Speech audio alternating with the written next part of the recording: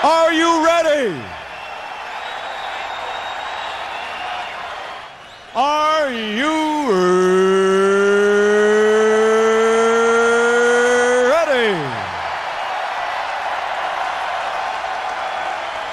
For the thousands in attendance and the millions watching around the world, ladies and gentlemen, let's get ready to rumble!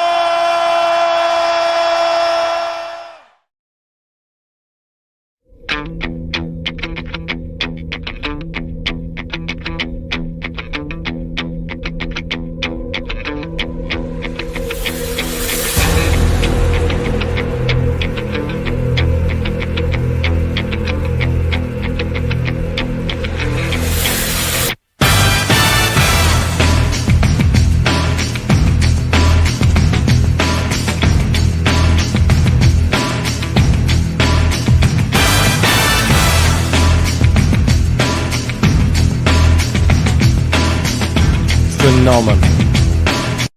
You can get it on a plank or doing business with a bank. You can get it selling a cow. Matter of fact, I've got it now. A hard-earned thirst needs a big cold beer. And the best cold beer is Vic. Victoria Bitter. It's so hard to have a gay time on your own. It could be that great chalk and biscuit coating. So hard to have a gay time on your own. It could be that smooth toffee ice cream in the center, or that whole delicious golden gay time taste. Hard to have a gay time on your own. Street. The Bogan force is too strong upon us. Our spirit is broken. The Bogan is strong with you, but not nearly strong enough. I am Lord Darth Vader, First Knight of the Sith, and right hand to His Eminence Prince Esper Valorum, the master of the Bogan. Let's see how you go with a can of beer up your exhaust pipe, mate.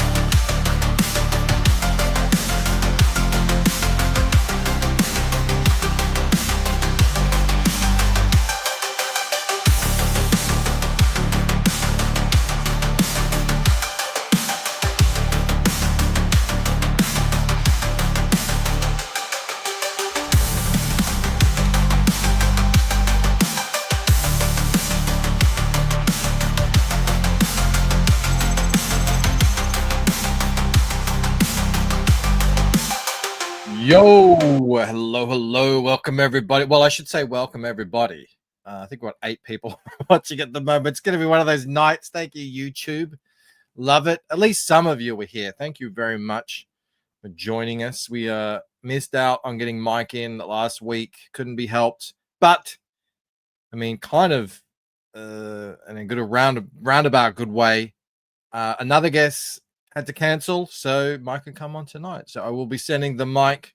I'll be sending the link to Mike momentarily. At least it's not going to take very long to say hello to everyone, including this man here, Mo, who always forfeits his first. He is out of the game, retired champion.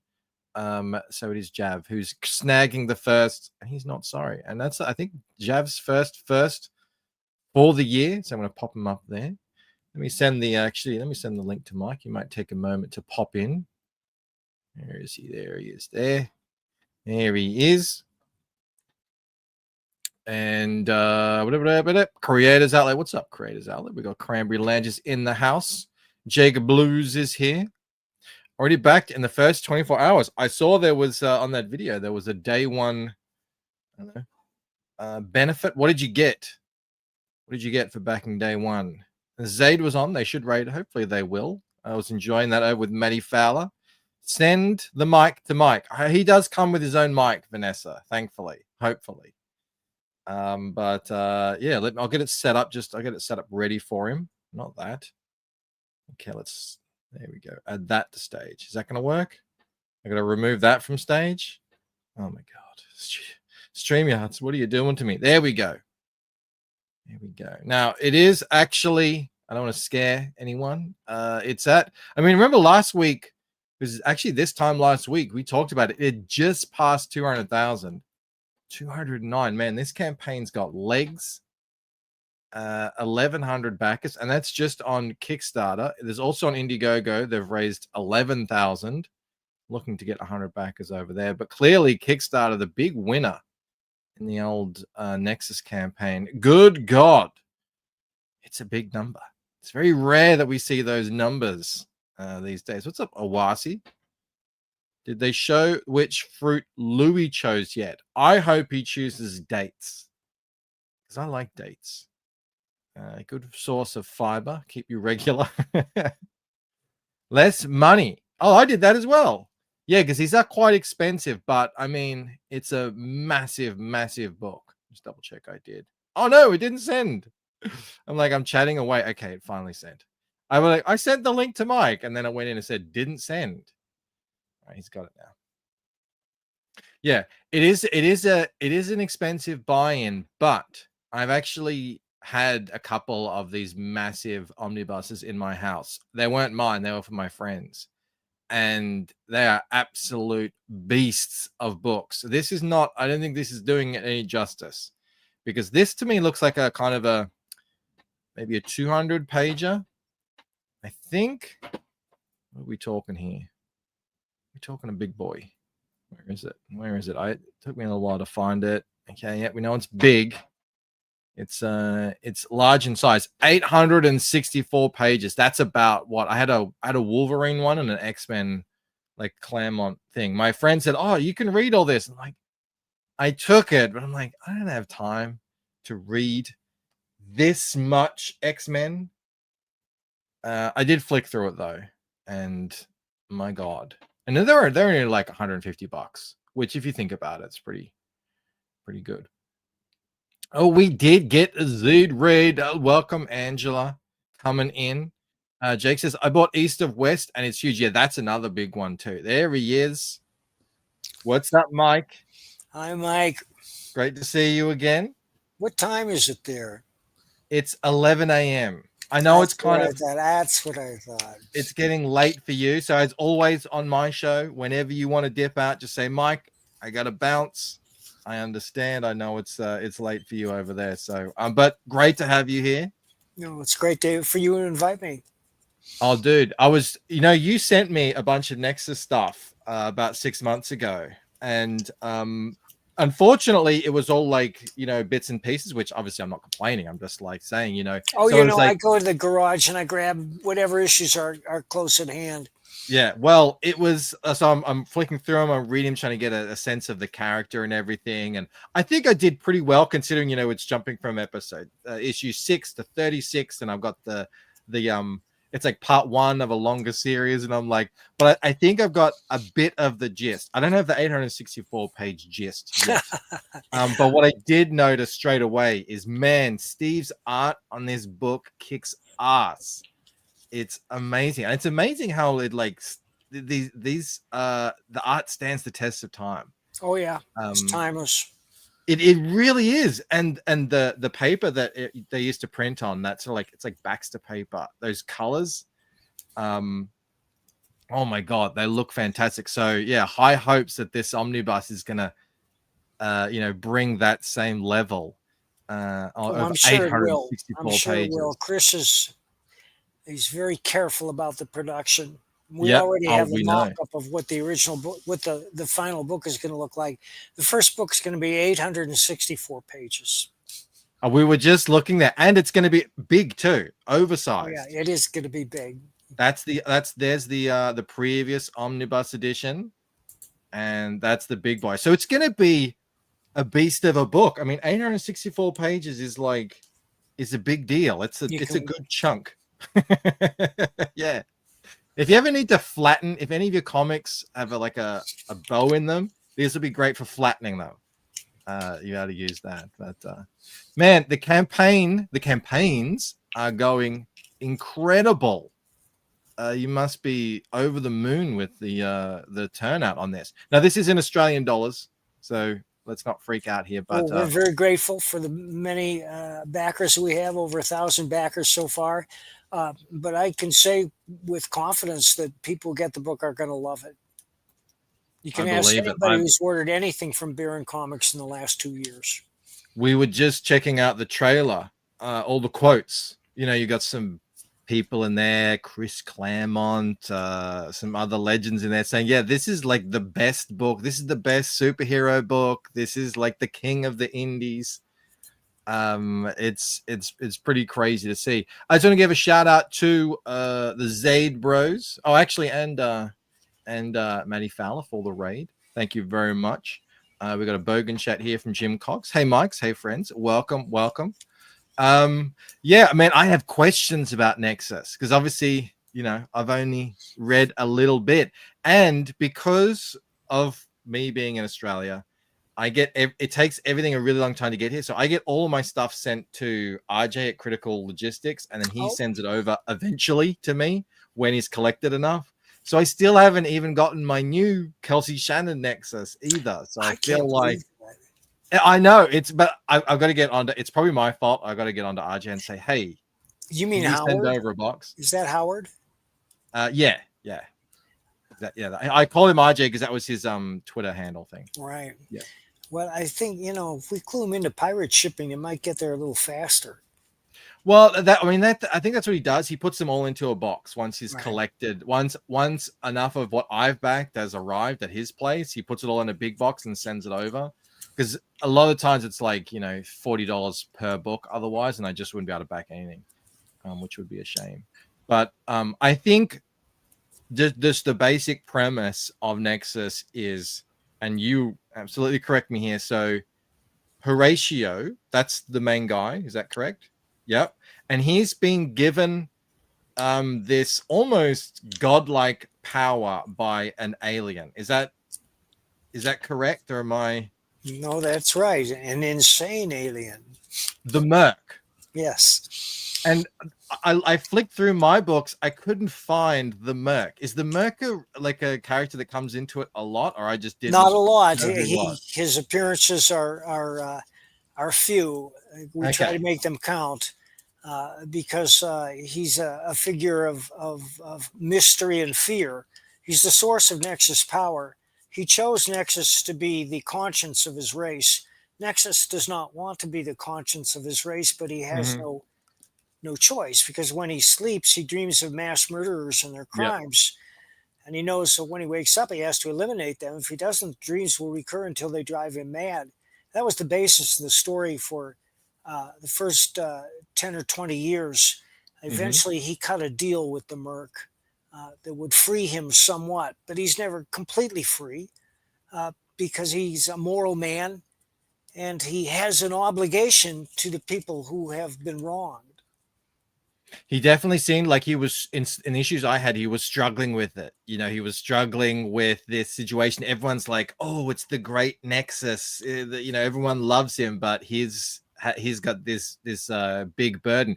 And I'm super intrigued by the Merc because I'm like, okay, well, if Nexus is so powerful, who is this Merc guy who can dish out power? I love that. I'll send you the issue where the Merc appears.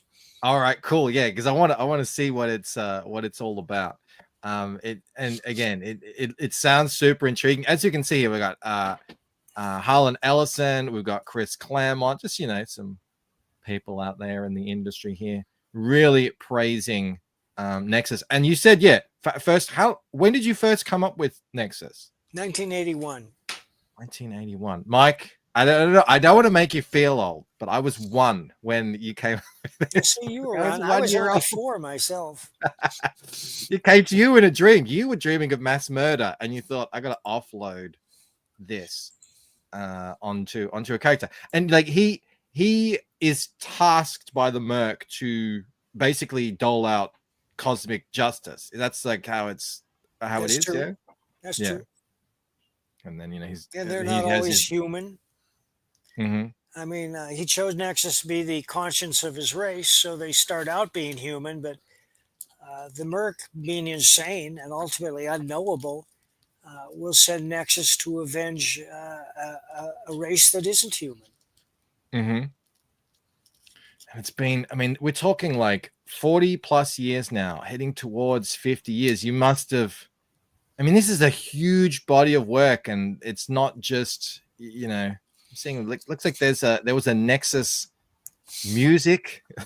There's a lot of stuff connected to this.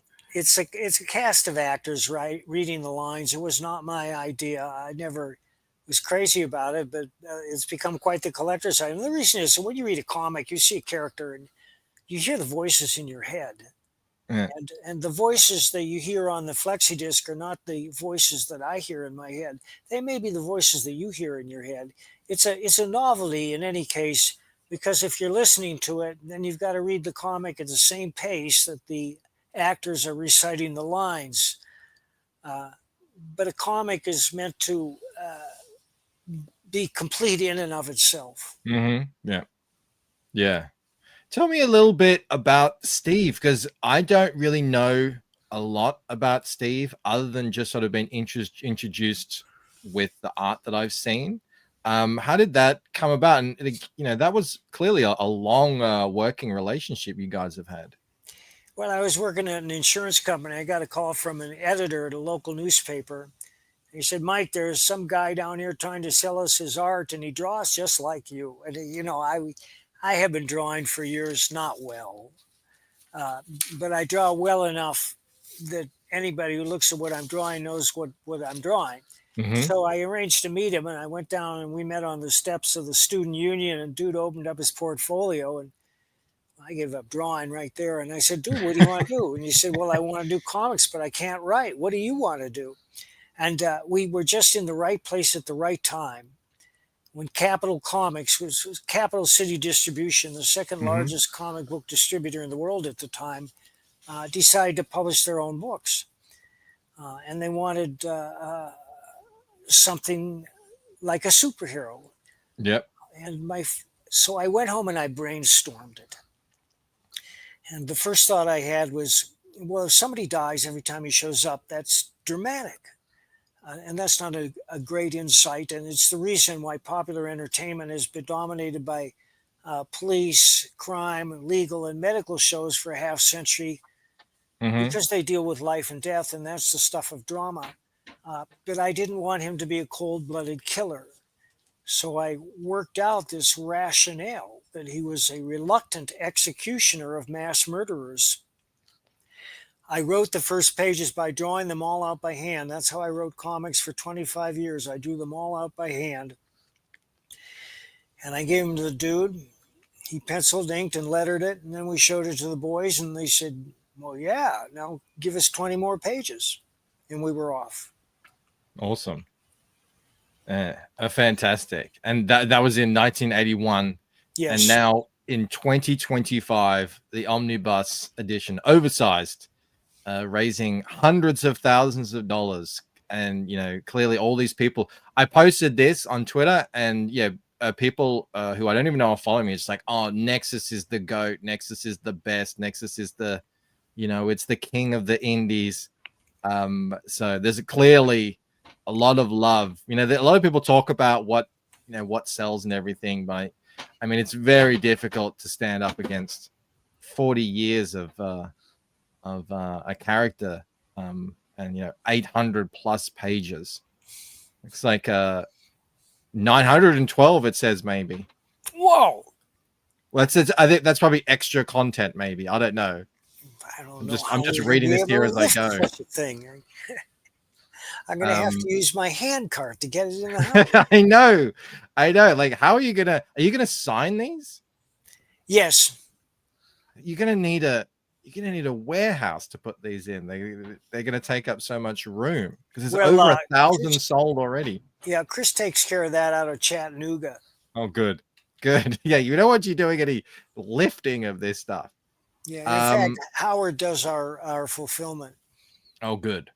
Yes, great work. There he is. What's up, Phil? Thank you so much for the raid. Also contains artwork by Jose Garcia Lopez, Mike Mignola, Mike Allred, Keith Griffin, Mark A. Nelson, Eric Shanoa, Hillary Barter, and even never before seen Nexus art by Jim Lee, Andy Smith, and Kevin Eastman. Holy cow. This is like a superstar lineup. Amazing. Absolutely amazing. And like I said, massive. I was telling the chat before you popped in, like I've had a couple of these oversized omnibuses in my house. They were friends. He lent them to me. They are very impressive items there. Look, you just smashed through all these stretch goals. Well, when you talk about omnibuses, you mean the ones put out by Marvel and DC, right? Yeah, those ones. Those are. There was a I had a Chris Claremont X-Men omnibus and a Wolverine complete series omnibus, which admittedly I didn't read because I didn't have time for like these massive tomes at the moment. But I did flick through them and they were beautiful. And speaking of beauty, I wanted to get down to some of these covers. Some of these exclusive covers that we got. So we got the Steve Rude cover there, which I used for the thumbnail. Absolutely stunning there. Who's this character here? The Thundra. That's his wife and the love of his life and the mother of his child. She'd be the character. She was the female character that I was seeing in all the comics that you sent me. That's been sort of consistent across the story. Yes. Yeah. There you go. We've got this one here by, who's this one by? Can't see. Either way. I dig, man, and like you said, timeless. This style, it is friggin' timeless. It is, I love it. I love the flat colors, the color palette and the style and everything. And there's a little thing of all the stuff there.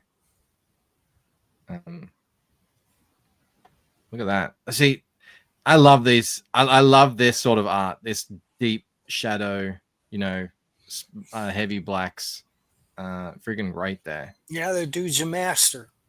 He really is. And it's from the moment I opened it, I knew I was holding something special. I was like, oh, I see now, because all I had seen up until that point, because, like I said, I was a young man when this first started coming out, and I was only into the, Marvel comics and stuff like that. So I did miss Nexus. All I'd seen was the amazing Kelsey Shannon version, but it was great to see the Steve Rude stuff.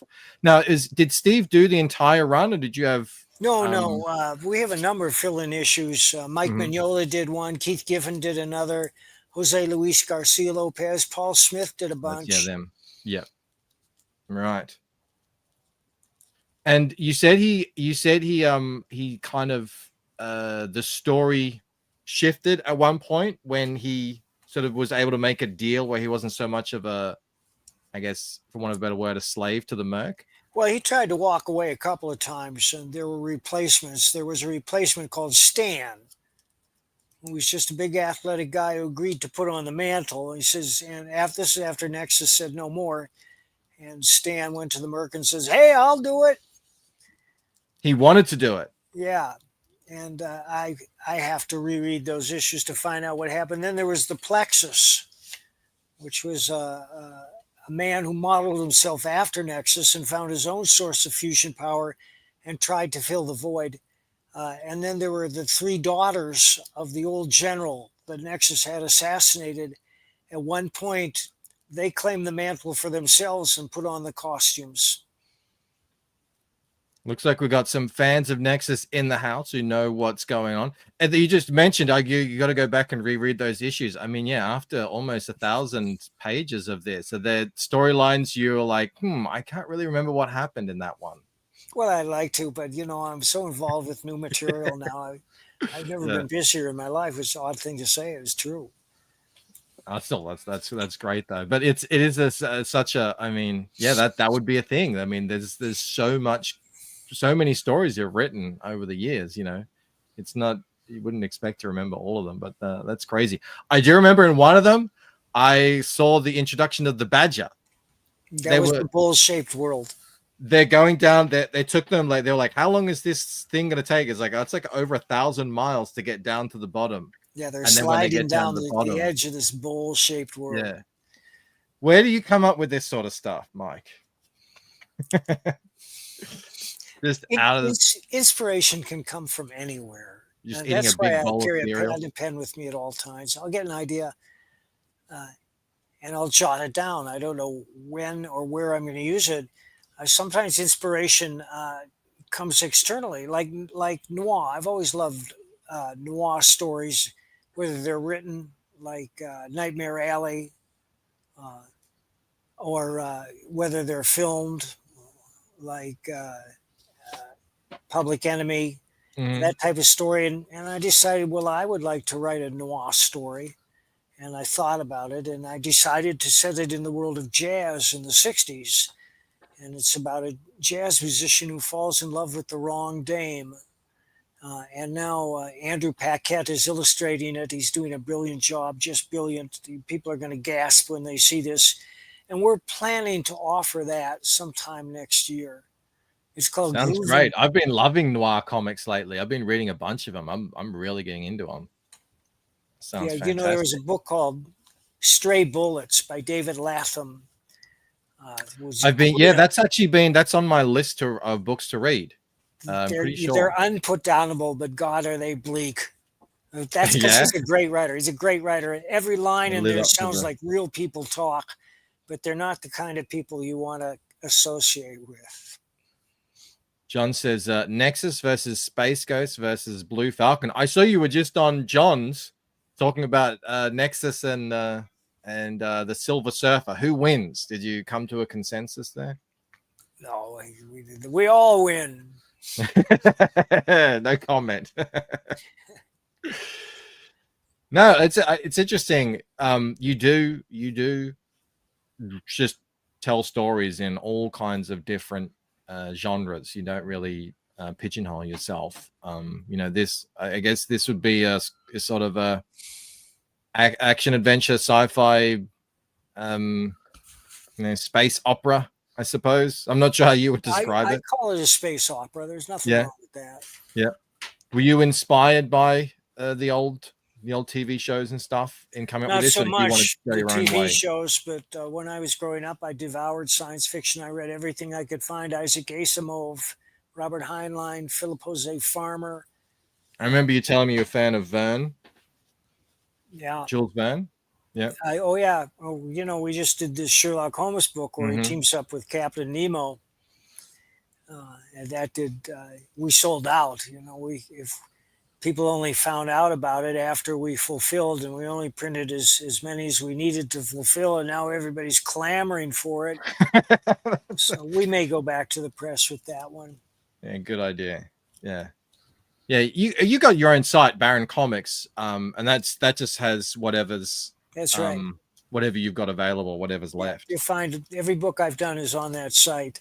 I think Sherlock is the only one that's sold out. Maybe Bronze Star.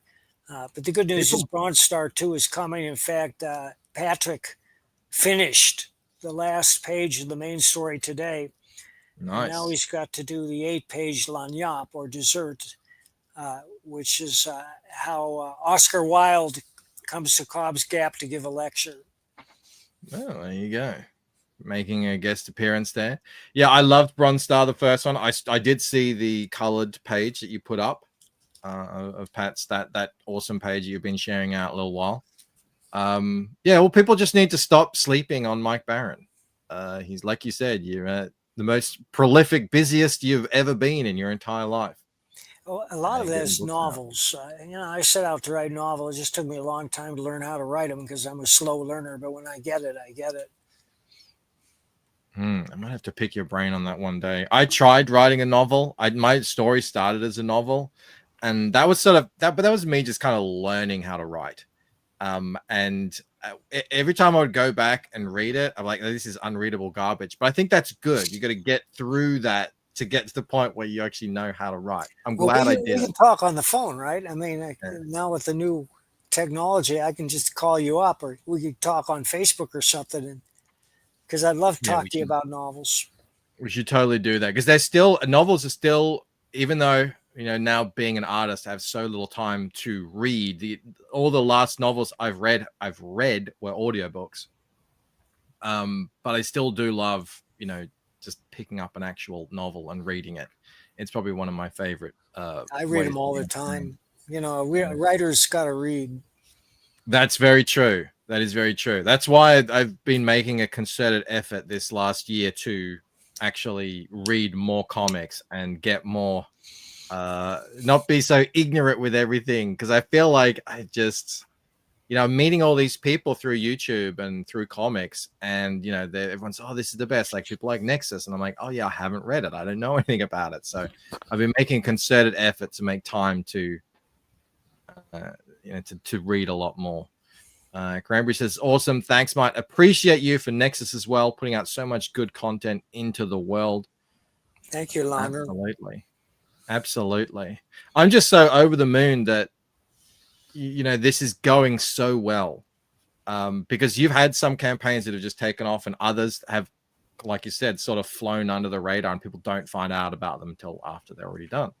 But thankfully, this one is making big waves. 200,000 on Kickstarter, over 200,000, over I think 10,000 on Indiegogo, and getting up to how many backers? Yeah, you're almost at 1,200 backers, I think. I know. We're astonished and gratified.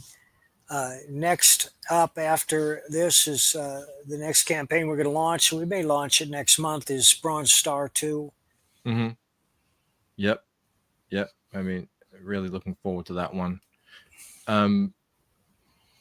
What else can we say? What else can we talk about? Because I don't know enough. I talk about what's in the pipeline. I mentioned Groovin' High. Yeah, let's do it. Also, Private American 2 is in the works. Oh, nice. Well, people are going to read the first page and they're going to freak out.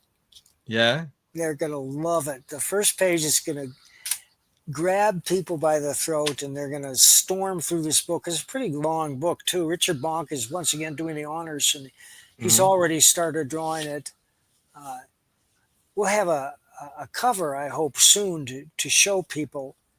But the first Private American took place 3 years ago. It was a different era then, and the political situation has changed drastically since then. And the new one reflects those changes in a positive and exciting way. People are going to love it.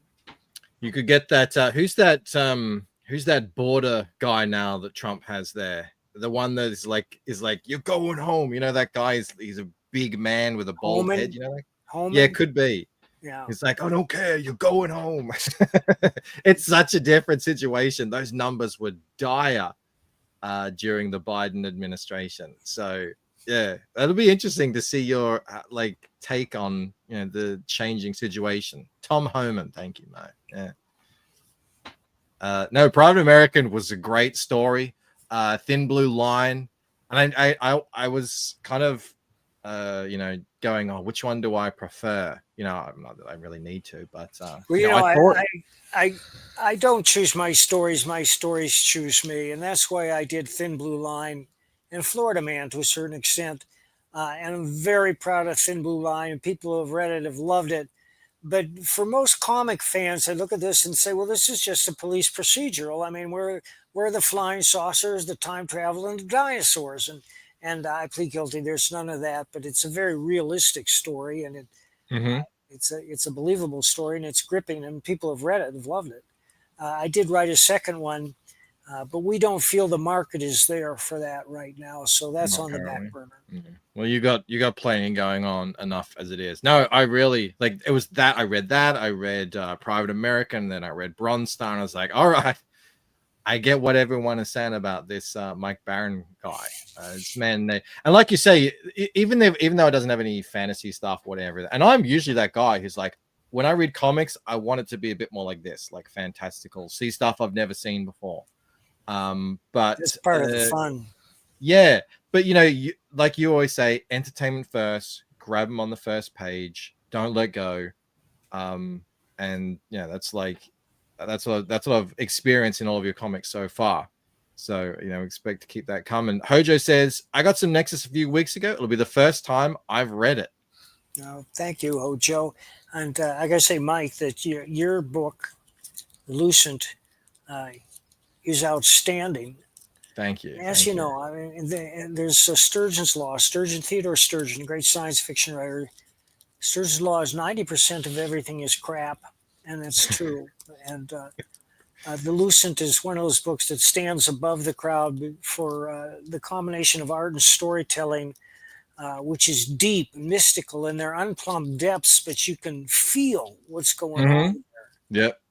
Yeah, no, thank you, man. I greatly appreciate that. And I think that comes down to what I was saying earlier. When I started, I had this story and I was just writing, and things were coming out, but it wasn't really readable. Like, I was just learning how to do it.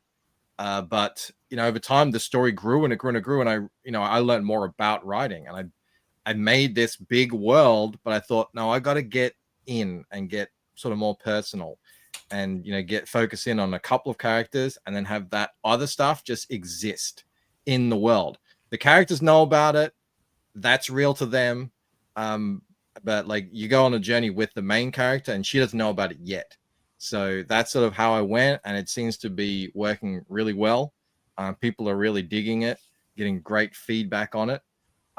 So yeah, I'm feeling great about it. I just realized, I mean, I'm not up to what you're up to, but I just realized that with my new campaign, that'll equal 200 pages of Lucent story, all in all, I've produced so far. So I was like, oh, wow. You kind of don't notice day to day, this is all building up, as you go. But you look back, after a couple of years, and you're like, oh, wow, there's actually a decent catalog growing here. What you've learned is that when you create a character that's credible, that you believe in, that's fully fleshed, that at some point the character turns around and tells you what he's going to do next. So whatever you've plotted, you can plot and you can outline all you like, but you have to leave room for change. A writer must surprise himself before he can surprise the reader. And I'm surprising myself all the time. And I get a sense from reading your stuff that you're doing the same.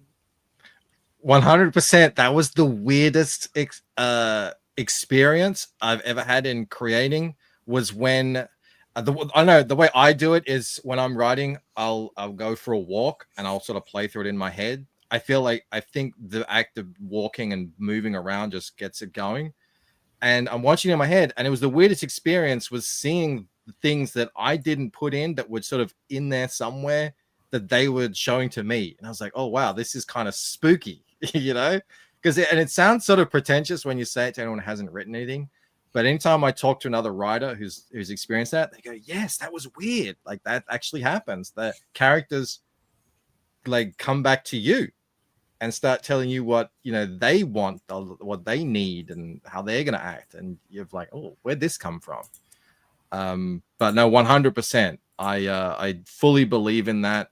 I believe in the muse, kismet. Sometimes I find myself trying to force them to do things, trying to force the story because I thought it should go in that direction, and it just, I was like, oh, this isn't working. I'm pushing them, and that's when you feel like that. You see that in other stories where you can really feel the author's hand in it, trying to go in an unnatural direction that doesn't fit with the characters and who they have been. So yeah, try to avoid that as much as possible. But I'm over the moon to hear you say that you really like the Lucent. It means the world. When I don't know what, sorry, go on.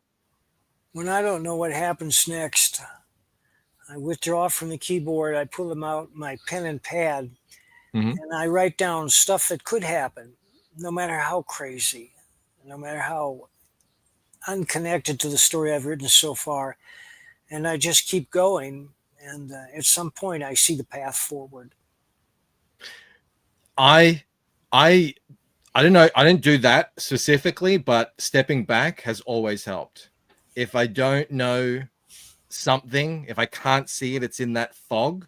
Stepping back and it's like the universe delivers somehow. Like, there'll be a sign, something will come. I don't know, for whatever reason. Maybe I'm just browsing YouTube and a clip from a Shakespeare will come on and it'll remind me of something. I go, Oh yes, that, it's happened every time. That's why I always feel like I'm supposed to write this story. The universe is telling me I'm supposed to write this story, because every time stories are choosing you. Yeah, I get stuck. It comes, like, the universe comes in. I call it the ether. It's kind of a meme in the chat here, that they're just like, it just throws ideas at me when I need them. So it's good to know that I'm not alone in that. I like that idea though.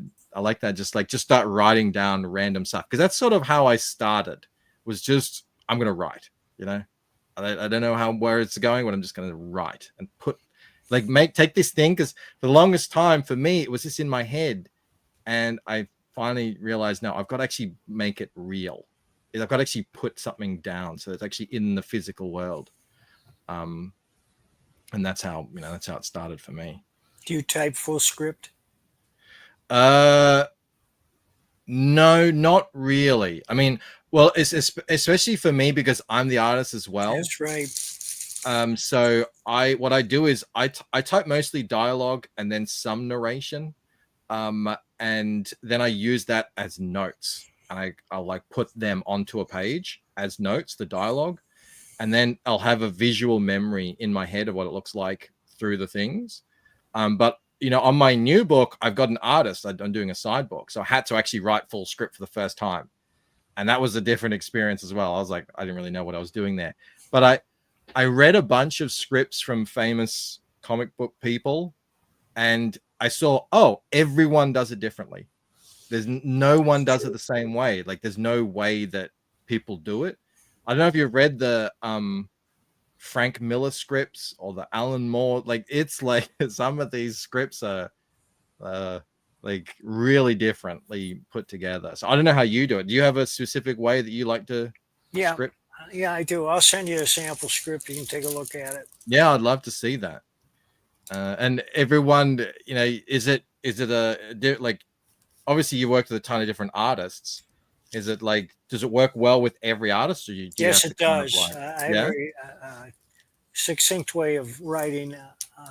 Every time I go through anything I've written, I find a way to improve it by taking out words. So I try to be as terse as possible. Mm-hmm. 100%. That's when I started working with an editor for the first time. That's what I noticed as well. And he was like, "Oh, we can get rid of all of this." I was like, "Oh, do we?" And then you look at it a week later, you're like, "Oh, that was such a great decision." What was I thinking with all that in there? Another tip is that people have to talk the way real people talk, the way they really sound. And that doesn't matter whether you're writing in the future, the present, or in a medieval story. They have to sound the way real people would talk, appropriate to that period. Yeah, no, totally 100%. That's been actually one of the bigger things that I've run into in a lot of crowdfunding stuff is I read it and the characters all sound the same. Like they sound like the author kind of. And that's always, I wish, and it doesn't take, you get in there and you just noodle it and you do the research and you read whatever time period, it's supposed to be representing, and you give them their own voice. It really adds so much to the story. Is there a specific voice that you've given to certain characters in Nexus that because they're all they're in, because this is a big space thing. You got people from other solar systems and stuff like that. Well, I do give distinctive voices if they're not too obvious or heavy-handed. The one thing I want to do is avoid what Stan Lee did with the pompous self-reference in the third person. Now stare at Doom, the master of all. I don't like that kind of talk. And when I write megalomaniacs, they don't talk like that. But I did notice that. Nexus is very kind of, how do I put this? He's sort of like a regular guy in a really irregular situation. He talks normally. He's not over the top or anything like that. And that was an interesting contrast to everything around him. that's happening, all the weird, crazy stuff, which I did enjoy. Like I said, because I had such a scattered issues and stuff. I didn't get a full handle on the greater story, but I think I got a good handle on the kind of story it is and the character. And it was fun. It was fun. So I do see what people are talking about. Like, you get a lot of great quotes on here. People praising Nexus. Is this are you going to continue with Nexus? You did the one with Kelsey. Is that, or is it? I have 2 books in the works right now by great artists. Oh. I'd like to tell you who they are, but I want it to be a surprise. And on the previous stream, when I was talking to John, I came up, we were just chatting, and they helped give me a brilliant idea for a news story, which I can't wait to get to. I'm going to have to wait because I'm booked up now. I have so much stuff I have to do. I have to finish editing this novel. I have to finish writing this other novel. Then I have to write a script for a guy, but I'll get to it because it's an idea that's going to stay in my head. But you've already got 2 new books. Oh, yeah. Are they being made, or are they made?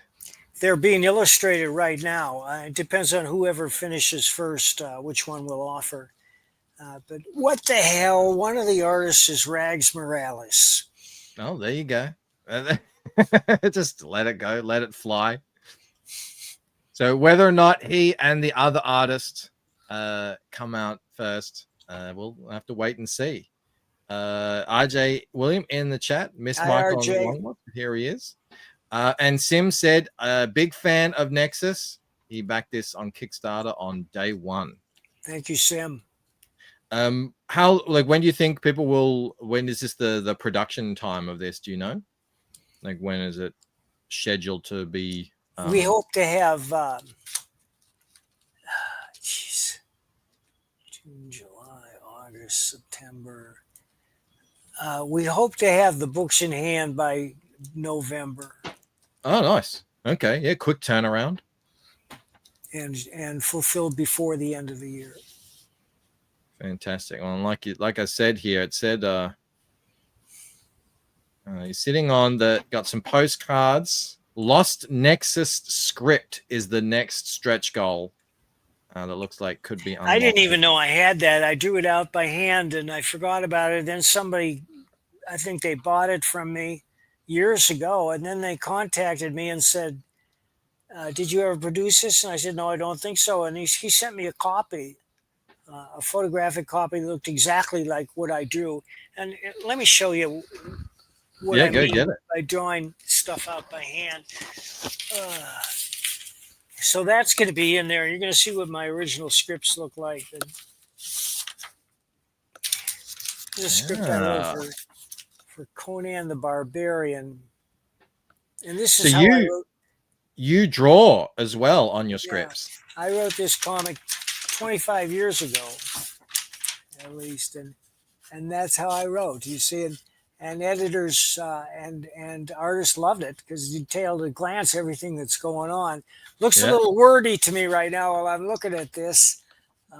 Yeah, but like you said, you can start out wordy and then you shave it down as you go.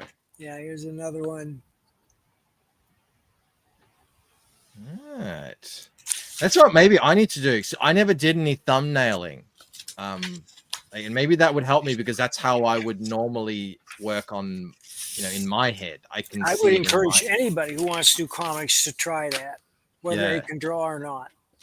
Yeah, because it is there's always that old debate, writers, artists, but anyone who's made a comic knows it's both. And they're completely intertwined, the visuals and the story. It's they're 2 sides of the same coin sort of thing.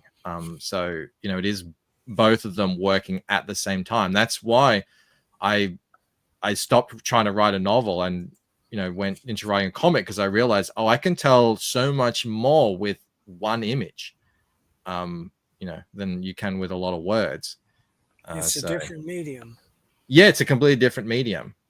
That's a good idea, because I have my own side stories. The world I built is so expansive, but at the moment I'm focused on mostly 2 characters, but I've got other characters that I want to tell stories about.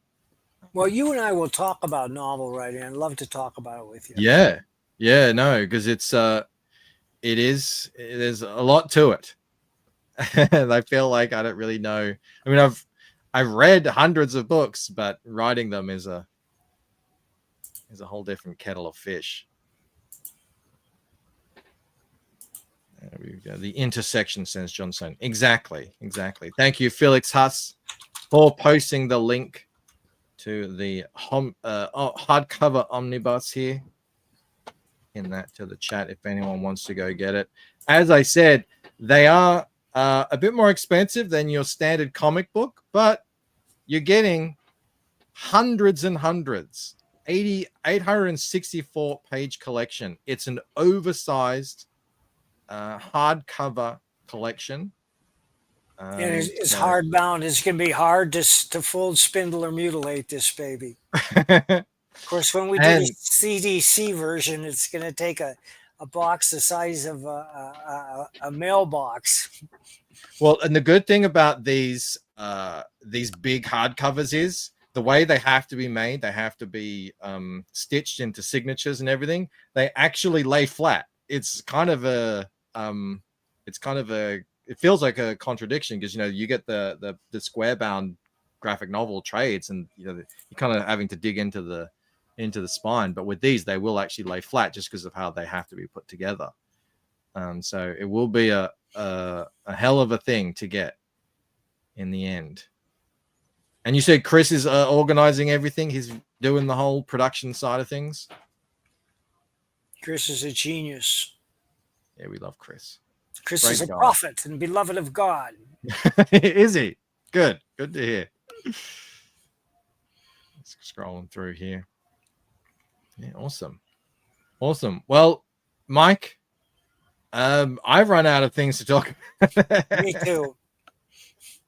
So you're more than welcome to pop off. I'll say goodbye to the chat.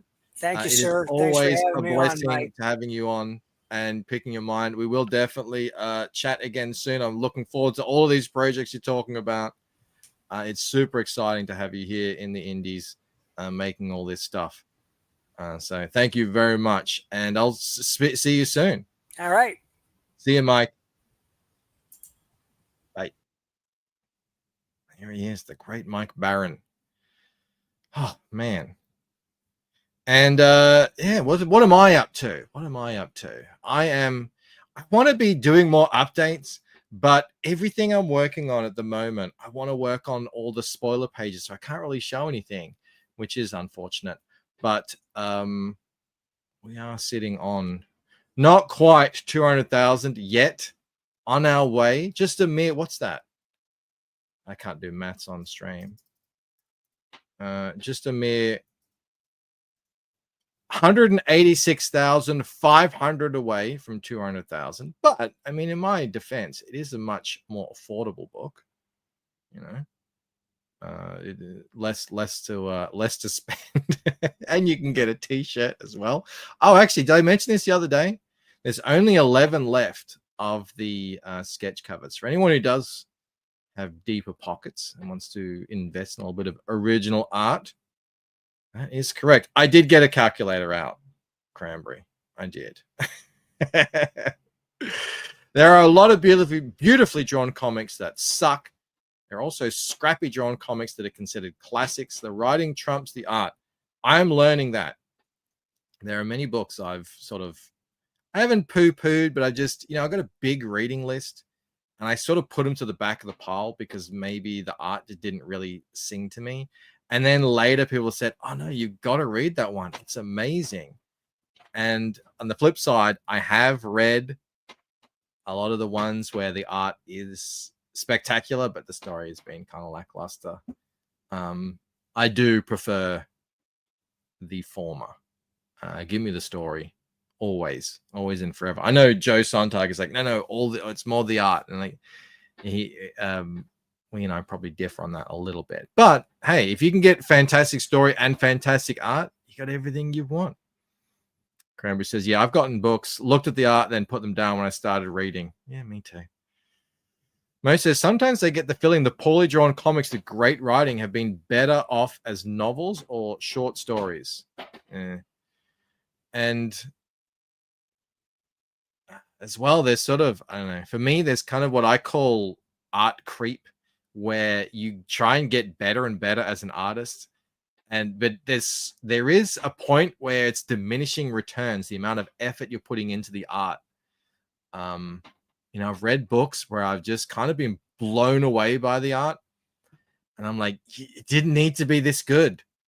I appreciate that the artist put all of that effort into it, but I'm flicking through these pages, and just because of the story, it was like a fast-paced action story. I was like, I didn't need all this, but I appreciate it nonetheless. Thank you, Felix, as always, for dropping the links. I'm going to bounce. Speaking of, I have a page I want to get done today, so I'm going to jump out. Where am I going? I want to see if anyone else is live. Pass it on, so to speak. Redirect. That's the one. Who's live? John is still live. I guess it's just John. That's all I'm seeing. All right, everybody. That's going to be it from me. Hope you have a great weekend. I'll see you in a couple of days for the Rob and Mike show. I've got tons to show Rob. So many trailers, comics, interesting tidbits. Until then, I hope you have a fantastic night. And I will see you later. Bye. Perth made an Australian video, and I wasn't even in it.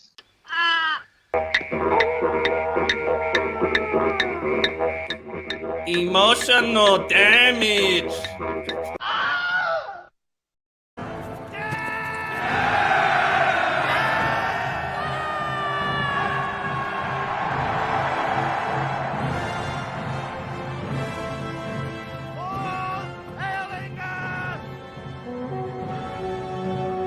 Oh,